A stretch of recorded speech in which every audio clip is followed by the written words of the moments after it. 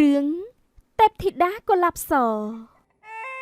កាលពីយូរលង់ណាស់មកហើយមានប្តីប្រពន្ធពីរនាក់ប្រកបរបរដាំផ្កាកុលាបសម្រាប់លក់ពួកគេដាំផ្កាកុលាបចំនួន2ប្រភេទគឺកុលាបសនិងកុលាបក្រហម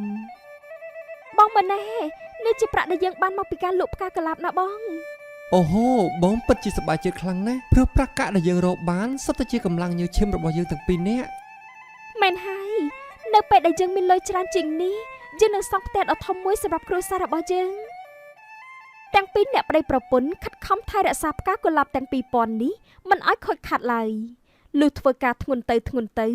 បុកលីជាមួយនឹងការអត់ងងុយផងនោះធ្វើឲ្យជីវ័នដែលជាប្តីបានធ្លាក់ខ្លួនឈឺមិនអាចធ្វើអ្វីបានដូចមុននោះទេតើគិតយ៉ាងម៉េចទៅបើបងឈឺបែបនេះតើមានអ្នកណាយកផ្កាទៅលក់ទៅបងកុំបារម្ភអីចាំអូនជាអ្នកចាត់ចែងការងារទាំងអស់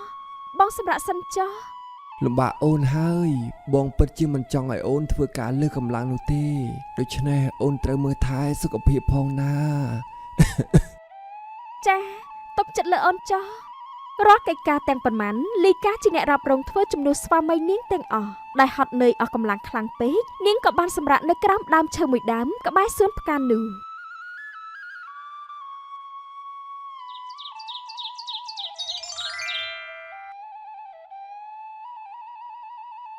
ខ្ញុំពិតជាអាណិតនាងខ្លាំងណាស់កុលាបក្រហមយើងគួរតែធ្វើអ្វីមួយដើម្បីជួយដល់គេទាំងពីរអ្នកប្តីប្រពន្ធនេះទៅ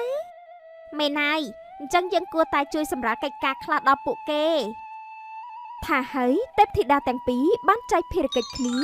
ដោយកុលាបសជាអ្នកប្រើវេទមន្តដើម្បីស្រោចផ្កាហើយកុលាបក្រហមជាអ្នកប្រើវេទមន្តបណ្ដេញសត្វល្អិតដែលនៅតាមផ្កាពេលរួចកិច្ចការហើយពួកគេក៏ចូលទៅក្នុងផ្កាកុលាបវិញអូព្រះអើយនេះខ្ញុំកេងលក់រហូតដល់មិនដឹងថាមានភ្លៀងធ្លាក់ផងអេហេតុអីក៏សាមតែនៅកន្លែងសួនផ្កាហេតុអីក៏មិនសាមដល់ខ្ញុំដែរឬក៏ប្តីខ្ញុំគាត់ជាអ្នកមកស្រោចផ្កាលីកាប្រញាប់ប្រញាល់ដើរទៅផ្ទះវិញដើម្បីសួរប្តីនាង